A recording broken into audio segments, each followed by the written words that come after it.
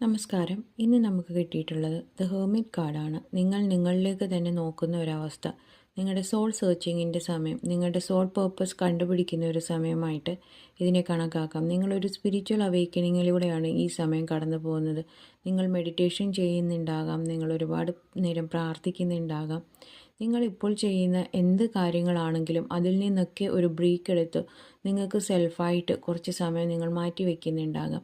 നിങ്ങളുടെ റിലേഷൻഷിപ്പിലാണെങ്കിൽ നിങ്ങൾ റിലേഷൻഷിപ്പിൽ നിങ്ങളുടെ റോൾ എന്താണ്, നിങ്ങൾ എന്താണ് ചെയ്യുന്നത് എന്ന് മാറി നിന്ന് മറ്റൊരു വ്യക്തിയെപ്പോലെ നോക്കിക്കാണുന്ന ഒരവസ്ഥയാണ് ഇപ്പോൾ ഉള്ളത്. നിങ്ങളുടെ കരിയറിലാണെങ്കിൽ ചിലപ്പോൾ ഈ കരിയർ പാത്ത് നിങ്ങൾക്ക് യോജിക്കുന്നതാണോ അല്ലയോ എന്നുള്ളത് നിങ്ങൾ അനലൈസ് ചെയ്യുന്ന ഒരു അവസ്ഥയാണ്. നിങ്ങൾ നിങ്ങളിലേക്ക് തന്നെ നോക്കി നിങ്ങളുടെ കുറ്റങ്ങളും കുറവുകളും നിങ്ങളുടെ നന്മകളും തിരിച്ചറിയുന്ന ഒരു സമയമാണ് ഇപ്പോഴുള്ളത്. നിങ്ങളൊരു ഐസൊലേഷൻ ഈ സമയത്ത് ആഗ്രഹിക്കുന്നുണ്ടായിരിക്കാം.